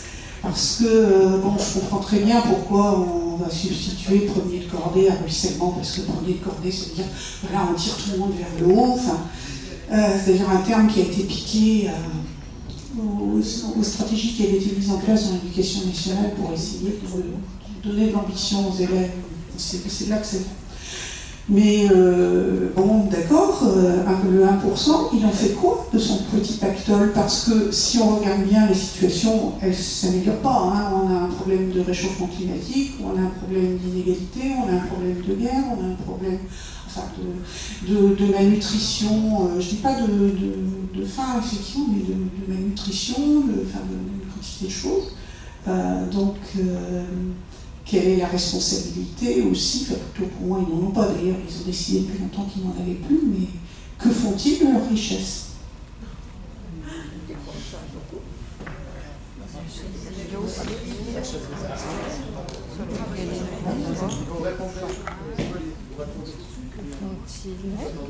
Peut-être une autre question. Savez-vous je note, je vais réponse groupée. Bon, pour moi, vous avez évoqué le XXIe siècle, avec un très grand risque d'augmentation des inégalités. Vous avez présenté un tableau qui est effectivement tout à fait pertinent, tout à fait intéressant, mais on est quand même, malgré tout, dans une mondialisation, dans une financiarisation mondiale. On est quand même aussi, je pense qu'on est aussi à l'aube d'une modification du travail, et en particulier parce que les progrès techniques, elles éliminent quand même un petit peu les humains. Et ce que je vois actuellement, c'est que on diminue la part humaine dans le travail, et d'une manière qui est quand même relativement importante. Donc, une aggravation des inégalités, je pense en plus économie de la connaissance et tout ça va aggraver les choses. Donc d'ailleurs, ça pose, à mon avis, le problème du revenu universel et des inégalités. Maintenant, je voudrais dire aussi, il y a un très bon documentaire sur Planète Plus sur pourquoi nous détestent-ils les pauvres et l'argent, disons, les prestations sociales, elles permettent aux gens de survivre quand même. Il faut quand même arrêter de dire c'est quand même très important à mon sens. Ça revient dans la Merci. Voilà. Voilà, j'ai pas vraiment prétention à répondre. Je trouve que c'est des contributions qui sont intéressantes comme éclairage et pour poursuivre voilà, les quelques pistes de débat, mais qu'est-ce qu'ils font de leur argent les 1% les plus riches? Je les connais pas personnellement, mais ce qui est intéressant de savoir, c'est que nous, on a essayé de faire le portrait type du milliardaire, et un tiers des milliardaires sont des héritiers. Ça donne aussi, c'est important de l'avoir en tête, y compris pour lier à nous, notre analyse, de dire de tels écarts de richesse sont mauvais pour l'économie, les plus riches n'y héritent pas et n'ont pas toujours mérité leur place, puisque un tiers d'entre eux sont des héritiers. Héritiers, et je crois que c'est la même proportion, un tiers sont à la tête de structures en situation de monopole. Donc ça aussi, ça interroge aussi la manière dont la mondialisation est structurée. Du coup, je fais un peu écho à la dernière intervention sur l'état de la mondialisation aujourd'hui. Et les situations monopolistiques sont un drame aussi pour le partage des richesses et cette concentration extrême qui fait que l'argent est bloqué. Et du coup, c'est vrai que cette image, elle est 1%. Mais il n'y a personne d'entre nous qui en connaît, quoi. Il y a une déconnexion totale. Merci. Oui, peut-être avant de donner la parole, parce qu'on a parlé d'un débat, je voudrais peut-être revenir sur la remarque de M. Lao.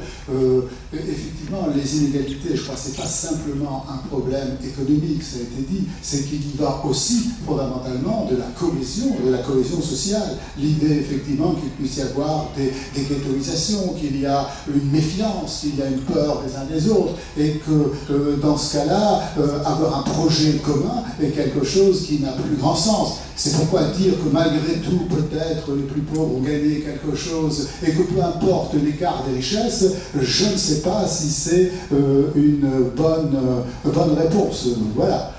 Je ne sais pas. Hein. Oui, mais d'abord, excusez-moi, parce qu'après, on va me reprocher. Oui,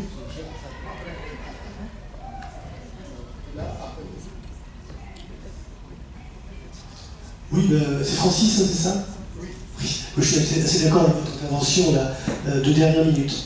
Moi, je voulais revenir sur quelque chose qui est, à mon avis, bon, vous n'en avez pas parlé parce que ce n'est pas le sujet, mais quand même, je veux dire que là, Oxfam fait des rapports, des études, dénonce, vous dénoncez. Vous dénoncez les travers liés à la politique, en fait, là, à l'économie, aux puissants. Vous avez, bien sûr, comme tout le monde, entendu parler de cette fameuse loi secret affaires. C'est-à-dire que maintenant, vous pourrez être attaqué en diffamation si vous allez un peu trop loin. C'est-à-dire que moi je trouve ça scandaleux, et encore une fois, c'est ce gouvernement qui le fait, même du temps de Sarkozy n'avait pas osé faire ça. C'est-à-dire que là, en ce moment, on est en train de nous faire avaler une pilule monstrueuse, hein, par le biais, alors qui passe au Parlement et au Sénat, par le biais du secret affaires.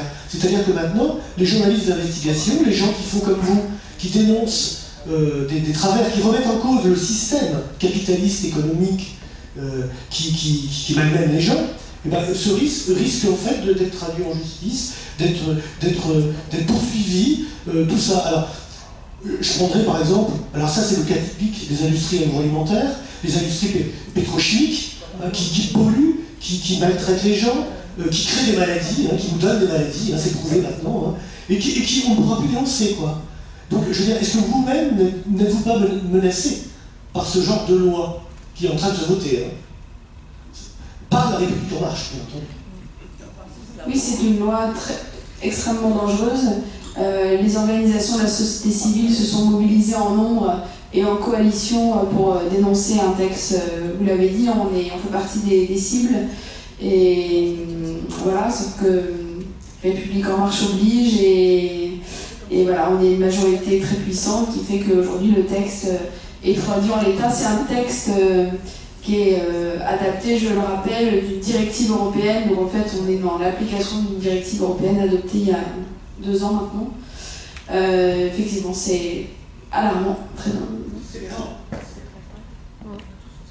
Est-ce que c'est attaquable au Conseil constitutionnel? Je ne sais pas, mais c'est probable. C'est probable. Et j'imagine, alors Oxfam n'est pas en première ligne là-dessus, parce qu'on ne peut pas être de tous les combats, et comme je vous dis, on est une cinquantaine, donc on peut pas être on soutient les collègues, mais c'est peut-être une des pistes qui est explorée, et en tout cas j'imagine qu'il y aura un recours déposé au Conseil constitutionnel au nom de la liberté. Voilà. Merci, c'est super parce que je vais reprendre la notion de liberté pour contredire M. Francis. Donc justement, pour pousser le débat, enfin du coup je m'adresse plutôt à vous. Si je comprends bien votre réaction précédente, tout le monde bien sûr, pour reprendre en fait directement à ce que vous avez dit, pour garder, si je comprends bien, pour garder la cohésion sociale, on lutte contre les inégalités, et en fait, moi je préférais lutter contre la pauvreté, parce que lutter contre les inégalités, ça veut dire tenter l'égalité, et enfin, en tout cas, tendre vers l'égalité. Et là, je m'y oppose complètement, allez, c'est pour provoquer carrément le débat, parce que, pour citer par exemple Milton Friedman, donc prix Nobel d'économie, évidemment, mon grand défenseur, il dit « Celui qui tend vers l'égalité n'obtiendra ni l'égalité ni la liberté. Par contre, celui qui tend vers la liberté obtiendra une grande part de liberté et aussi d'égalité. » Grâce à la main invisible. La main invisible du marché libre. Ouais. Bien sûr. Ça fait 3 siècles qu'on nous chante cette chanson, monsieur. Vous ne vous êtes pas aperçu de l'état de la société depuis.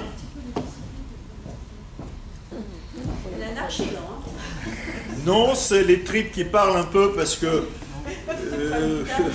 il faut pas trop en abuser quand même, quoi. Hein, je veux dire que tout le monde sait bien que le désir humain est structuré de telle sorte que ceux qui ont de l'argent veulent encore s'enrichir, hein, et qu'on peut s'enrichir qu'au détriment d'autrui. Bon, voilà votre liberté. On sait bien, pensez à ce que disait, je ne sais jamais si c'est l'année ou la Cordaire, hein, il y a des libertés qui, en effet, aboutissent à la coercition, à la, comment dirais-je, à la contrainte pour les plus pauvres. Hein. Il y a lieu de limiter certaines libertés, justement pour assurer la dignité des individus. Merci. Oui, ça peut être un débat égalité-liberté, mais il y avait quelqu'un avant, hein, effectivement, qui était un vrai débat. Alors, moi, ma question, c'est, vous aviez parlé tout à l'heure des entreprises. Plus près encore, ça. Vous avez parlé dans votre intervention. Oh, décidément. Dans votre intervention, là, des entreprises, mais vous n'avez pas parlé de ceux qui nous commandent. Qui nous commandent. Le micro. On parle beaucoup de Macron tout à l'heure. Hein. Oh, oui, parce que moi je vois en termes généraux. Parce que ceux qui nous gouvernent, ce sont ceux-là qui permettent aux entreprises de rayonner. Parce que quand il y a eu des crises financières, qui c'est qui a dédommagé? C'est l'État français.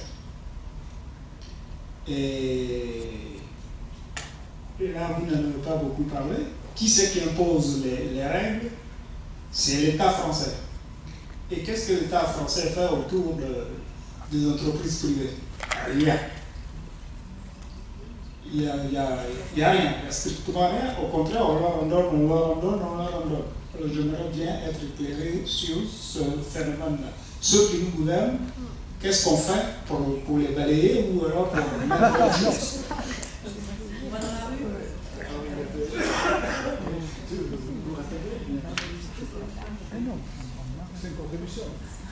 Non, je disais simplement, il n'y a pas qu'une théorie économique, et il n'y a pas qu'un Nobel d'économie qui s'appelle Friedman, il y en a d'autres aussi, par exemple qui s'appelle Stiglitz, et qui ont fait des très bons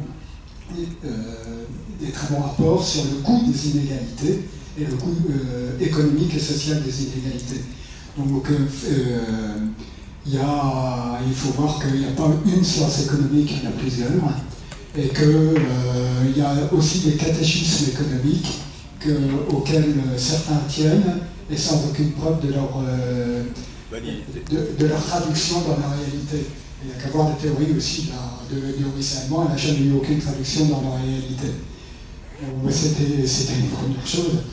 La deuxième chose, c'était aussi sur les plafonds. C'est vrai que quelqu'un vous disait est-ce que vous n'êtes pas un peu naïf dans les propositions que vous faites d'intervention, notamment auprès des députés, quand on voit dans la façon pratique dont se sont déroulés le vote des lois, dont ont été retirés tous les amendements, etc., qui ont pu être proposés soit par l'opposition, soit même par des gens de la République En Marche, et que les votes se font de manière complètement magouillée, je dirais bien magouillée, qu'il faisait, c'est passé à plus de 1 heure du matin sans avoir prévenu, en faisant un vote quand tout le monde n'était pas là, etc. Quand on voit tous ces votes d'intervention de nos dirigeants et du Parlement, la manière dont ça se passe, est-ce que c'est pas un peu naïf de croire qu'on va arriver à faire changer les lois actuellement avec le gouvernement qu'on a, et surtout avec un Parlement qui n'est qu'un Parlement croupion et qui ne peut même pas proposer des lois, et tous les amendements proposés sont écartés avant discussion au sein du Parlement. Tout à fait. Voilà. Ouais, je vais répondre à la vôtre parce que c'est plus frais, et puis j'ai bien noté celle de monsieur. Nous, on a envie de croire que les députés de la République En Marche, à un moment donné, ils vont un peu s'ennuyer et ils vont avoir envie de laisser leur trace, comme on dit, de s'emparer de leur rôle de parlementaire. Ce qui fait leur particularité quand ils sont arrivés en 2017, c'est que pour la plupart, ça peut être un avantage, ils étaient nouveaux, et nouveaux au sens n'ayant pas eu par exemple de mandat politique local, donc n'ayant même pas, et ça c'est assez inquiétant en revanche, de culture politique et de culture de sciences politiques minimum, à quoi sert un député. Un député, je le rappelle, il y a 3 pouvoirs, exécutif, législatif, judiciaire. Le législatif est là pour contrôler l'action du gouvernement, pas pour adopter ce que dit le président. Voilà. Sauf que beaucoup de députés doivent très clairement leur élection au président, lui vaut une forme de culte qui est totalement antidémocratique. Bon, ça c'est pour la base. Voilà, nous on fait le pari que les lignes peuvent bouger, simplement Macron ou pas Macron, moi pour avoir travaillé pourtant dans le groupe, dans la même situation, dans le groupe majoritaire socialiste, que je travaillais pour un député socialiste, aujourd'hui le parlementarisme français est, je ne vais pas dire menacé, mais n'a pas les pleins pouvoirs entre guillemets et n'exerce pas son droit tel qu'il le devrait, à commencer par le droit d'amendement, où le droit d'amendement d'un groupe majoritaire peut être encadré par le président du groupe. Par exemple, le président du groupe La République En Marche demande très clairement à voir tous les amendements de sa majorité, de ne pas laisser un député déposer librement un amendement. C'est une aberration, mais c'est la discipline de groupe plus quoi. Donc voilà, nous on va essayer de les chatouiller un peu. On veut aussi le pari que dans ces députés En Marche, il y a quand même de la variété, il y a de la diversité. Il y a des gens qui viennent de la gauche, qui ont cru au programme, une partie du programme social d'Emmanuel Macron, voilà, ont été naïfs, mais en tout cas aujourd'hui, qui ne sont pas bien dans leur pompe. C'est des échos que j'ai, moi, encore des liens que j'ai à l'Assemblée. Donc voilà, mais j'ai envie de vous dire aussi, République en marche ou pas, la discipline d'un groupe majoritaire, c'est toujours très difficile. Mais je veux juste vous dire en une minute, pour raconter une belle histoire de comment on a vaincu des obstacles et comment on a porté une proposition parlementaire. C'est une loi qui s'appelle la loi sur le devoir de vigilance des multinationales, qui oblige les grandes entreprises françaises à identifier dans un plan chaque année, le rendre public, la liste des risques que représente son activité sur les chaînes de production, risques environnementaux et droits humains. Donc très clairement, d'aller voir dans chaque entreprise, de dire là, mon usine au Bangladesh, j'ai fait un audit, il y a 100 gamins de 12 ans qui travaillent. Voilà, il va faire la liste. Il y a des bâtiments qui ne sont pas rénovés depuis 70 ans. Donc il doit faire cette liste-là. Si jamais il y a un accident dans cette usine au Bangladesh, un juge pourra se saisir de l'affaire et condamner la maison mère, celle qui a donné l'ordre de produire dans ces conditions, elle soit responsable de ce qui se produit au bout de sa chaîne. Aujourd'hui, ce qui se passe chez un sous-traitant ne regarde pas la maison mère, il n'y a pas de lien juridique. Bon, ça, c'était un combat porté par des ONG depuis 20 ans. Ces ONG sont venues voir le député pour qui je travaillais, on dit voilà, on va avancer là-dessus. On a mis 5 ans, mais 5 ans, on a cru qu'on n'allait jamais y arriver. Notre dossier est passé dans tous les ministères, et pourtant on était de la majorité. Hein. On a poussé, on nous a dit que ce ne serait pas faisable, qu'on est dans la mondialisation, qu'une loi française, elle ne pourrait jamais imposer des règles à l'autre bout du monde, parce qu'on est dans la mondialisation, donc on est qui? Il y a les enjeux de compétitivité. Et bien on y est arrivé, on a construit des coalitions, et ça a marché. On n'avait qu'une peur avec l'élection de Macron, c'était que la première chose qu'il fasse, c'était d'annuler cette loi, parce que pour lui, en toute logique, ça représente un défaut de compétitivité. Une entreprise, elles doivent, comme ça, publiquement, identifier tous les risques que représente son activité. Et bien, il n'y a pas touché, parce qu'on l'a présenté comme une loi équivalente à la loi congés payés, parce que les congés payés aussi, c'était par les congés payés, pardon, les congés, sur les accidents du travail, excusez-moi, je fais un lapsus. Accidents du travail, là aussi, c'est des combats, mais de dizaines d'années. Il y a 100 ans, on considérait qu'un ouvrier qui se faisait mal en travaillant, c'était de sa faute. Mais c'était normal, il est étourdi. De quoi l'entreprise, elle va financer et lui payer les remboursements des soins, une prothèse. Bon, voilà. Donc, c'est des chantiers qui sont de long terme. Il faut tenir, il ne faut pas se résigner, il ne faut pas lâcher. Et sur cette loi de devoir de vigilance, c'est 20 ans de combat à la société civile, 5 ans de combat parlementaire sans rien lâcher, avec parfois des compromis. Mais voilà, donc ça, j'aime bien raconter cette histoire. On pourrait en dire plus, mais c'est des choses qui me donnent envie de tenir et qui m'ont aussi donné envie de travailler pour l'ONG, parce que je crois en la politique. Je crois en la politique et du coup, transition avec monsieur. Alors je suis désolée si je n'ai pas été claire, parce que pour le coup, c'est vraiment une conviction forte d'Oxfam de ne pas remettre les clés aux entreprises, de dire faites comme ça, ça serait bien si vous faisiez ça, etc. À vous de faire. Non. Nous, on a une stratégie de dialoguer avec eux, parce que voilà, Oxfam n'est pas en frontal, donc on va les voir, on va les rencontrer, leur présenter nos rapports, on dénonce. Voilà, on n'a aucun problème à exposer les logos de boîtes, d'entreprises, donc on dénonce, on dialogue et on est attentif à des démarches intéressantes qu'elles pourraient porter. Par contre, pour ce qui est des règles et de la régulation, et nous on appelle la théorie du changement, c'est-à-dire comment on fait changer les choses, pour nous c'est la loi, la règle.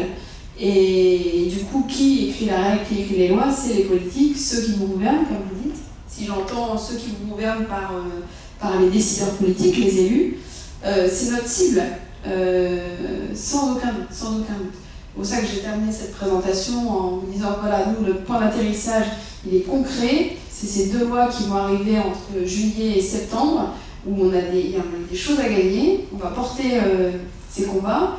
Et on est dans le pas aussi. Par exemple, sur les écarts de salaire, moi j'aimerais bien qu'on écrive tout de suite dans la loi, on met un écart maximum de 1 à 20, c'est déjà énorme. Enfin, 1 à 20 entre le plus haut salaire et le salaire moyen. Bon, on l'a écrit, hein, on va le dire, mais on sait que le premier pas, c'est cette transparence que je vous expliquais. Voilà, d'abord on commence par de la transparence, c'est déjà un premier pas. Faut être patient, quoi. Faut être patient pour pas se résigner. Oui, Alain. Voilà, la mémoire me revient, et donc la citation de Lacordaire, je crois, ce n'est pas Lacordaire, c'est la mienne. De toute façon, c'est deux penseurs chrétiens du milieu du XIXe siècle, c'est celle-ci, du riche au pauvre. C'est la liberté qui opprime, et c'est la loi qui libère. Oui, merci. Peut-être pour revenir au débat, non pas pour m'y attacher, mais pour justement faire un rebond après. Je crois que dans l'introduction, j'ai parlé d'un rapport contradictoire, dialectique entre, je tiens au mot d'ailleurs, liberté et égalité dans une démocratie. Dialectique, ça veut dire que si l'on abandonne un des termes, automatiquement, justement, on perd ce qui fait la dynamique. C'est-à-dire que s'il y a effectivement, vous avez raison, une égalité, un égalitarisme sans liberté, je suis d'accord avec vous, hein, mais de même, il faut accepter aussi, s'il y a une liberté sans égalité, ou sans volonté d'avoir une visée, un horizon d'égalité, eh bien, dans ce cas-là, c'est effectivement le plus fort, c'est effectivement le plus qui va effectivement, qui peut l'emporter. C'est d'ailleurs pourquoi il y a toujours eu des régulations, n'est-ce pas? Je pense en revenir au débat Keynes et puis Friedman auquel vous faites allusion. Il y a toujours eu des régulations. La preuve, en 2008, l'État américain est bien intervenu, n'est-ce pas, pour enflouer les banques, etc. On a même supprimé, je crois, la possibilité des banques de faire à la fois des banques d'affaires et des banques de dépôt. Vous voyez bien, il y a donc des régulations qui se font, pardon. Alors, justement, peut-être que maintenant, ça permet de rebondir un peu à une question qui taraude aussi, c'est que Oxfam, effectivement, parle, j'ai dit Oxfam, j'ai retenu la leçon, hein, parle effectivement de régulation. Vous avez employé le terme. Or, nous avons vécu pendant très longtemps, enfin, pas seulement en France, en Angleterre, en Allemagne, etc., dans ce que Robert Castel avait appelé une société salariale, c'est-à-dire effectivement une société où il y avait une redistribution, eh bien, qui a été vécue d'ailleurs, là il y a eu la mensualisation, il y a eu la sécurité sociale, c'est une société qui a eu des conflits sociaux, hein, mais qui avait quand même une cohérence, eh bien, or, qu'est-ce qui rendait possible cela, c'est que c'était l'État-nation. C'est-à-dire, effectivement, l'État avait, en quelque sorte, encore une mainmise sur l'économie. Il l'avait. Or, nous assistons depuis à ce qu'on appelle la dérégulation. Tout à l'heure, quelqu'un a parlé de la financiarisation, mais également de la mondialisation des entreprises qui deviennent au-delà des États et qui échappent en grande partie, justement, au pouvoir de l'État, au pouvoir politique et au pouvoir démocratique. Or, là, la question que je me pose, je suis tout à fait d'accord avec vous, hein, rassurez-vous, c'est pas ça, mais c'est que faire à ce niveau-là? Quand on sait que, on nous dit, Macron peut nous le dire, mais est-ce bonne foi, mauvaise foi, je laisse ça à la conscience de chacun, bien, de nous dire, oui, mais si j'impose l'entreprise, automatiquement, on ne viendra plus s'installer en France, on ne créera plus d'emplois, etc., parce qu'ils ont un pouvoir qui est au-delà de celui de l'État-nation. Nous ne sommes plus dans les États-nations. Voyez bien. Alors peut-être que la question qui se pose cette fois-ci, une question politique, qui est au niveau peut-être européen, je suis un assez européen, une Europe véritable sociale, hein, bien entendu, et même au niveau, je dirais, quasiment mondial, une politique mondiale. Je précise que des conférences, ça permet de faire de la publicité, c'est très bien, qu'une des conférences prochaines de l'Université populaire sera sur le cosmopolitisme, c'est en septembre, hein, en septembre, la notion de cosmopolitisme, vous voyez bien, vu à travers un juriste, est-ce que ça a une portée et un sens juridique de parler d'une société cosmopolitique? Bon, voilà quelle était mon inquiétude, si vous voulez. Je ne veux pas rejoindre ceux qui disent que vous êtes naïfs, etc., mais... Ah oui, vous avez un micro. Oui, j'ai tout ce qu'il faut. Ça, je vous laisse. Non, c'est tout à fait intéressant d'amener cet enjeu-là dans le débat. On en parlait en venant sur le chemin, en arrivant ici, les questions du populisme qui reviennent souvent, même si chacun a son interprétation. En tout cas, on est attentif, c'est des remarques qu'on a beaucoup, notamment sur les réseaux sociaux, quand on appelle à des régulations, quand on demande Emmanuel Macron de prendre des mesures, quand on demande à l'Europe de bouger, on a beaucoup de commentaires voilà, sur Facebook nous disant, c'est important de le voir parce que c'est un reflet, disant mais vous croyez quoi, ceux qui nous gouvernent c'est les entreprises, l'État ne peut rien, de toute façon tout est décidé en Europe, c'est technocrate, voilà. Donc tout ça, il y a dû apprendre à laisser. Mais nous, ça nous préoccupe et ça fait partie aussi des choses auxquelles on réfléchit chez Oxfam pour comment on parle au plus grand nombre, en fait, de ne pas être nous dans notre vase clos, y compris là, on est un peu aussi entre nous, entre personnes qui lisent beaucoup sur ces sujets. Voilà. Mais l'enjeu, c'est comment on parle au plus grand nombre, parce qu'en fait, pour faire basculer, nous, on prend l'image beaucoup de la balance, des 99, les 99, c'est pas nous, il faut convaincre plus largement. Donc ça, il faut vraiment qu'on l'ait en tête dans nos campagnes pour convaincre et avoir un argumentaire solide pour répondre à ce genre de critiques. On peut en partager, chacun peut donner un avis, mais moi je dirais que oui, on n'est plus... en tout cas, les États-nations perdent de la puissance, en tout cas, voilà, sont chahutés, bousculés.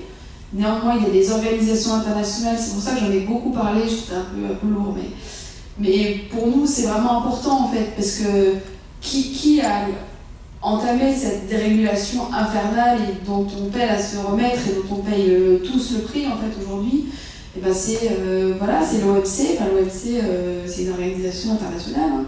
Le FMI qui a maintenu des États dans des situations de faillite, et je ne vais pas rappeler la Grèce, c'est des situations qui ont été des pays qui étaient sous perfusion d'organisations internationales, qui entouraient de meilleures économies, de grands économistes, qui ont maintenu des pays dans des situations d'inégalité et qui ont fait grimper la pauvreté, et des pays qui ont basculé parfois dans des crises politiques graves. Voilà, donc on a des institutions internationales qui ont dérégulé, pourquoi elles ne réguleraient pas à nouveau? Et on a des petits signaux, donc je visais le FMI.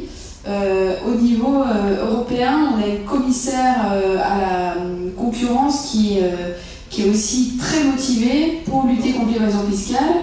C'est elle qui a demandé à l'Irlande de rembourser ce qu'elle devait à l'Union européenne et à l'Irlande, parce qu'elle avait passé des accords avec Starbucks pour faciliter l'implantation de cette grande entreprise sur son territoire. Voilà.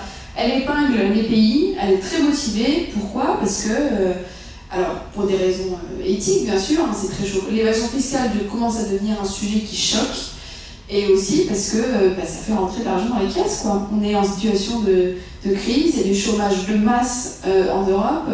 Et c'est pas admissible, quand l'Europe va mal, quand on est dans une situation sociale grave, de laisser de l'argent s'évaporer. Il y a une forme d'indécence qui devient insupportable. Donc ça, il faut être attentif à ça, et c'est des bonnes nouvelles.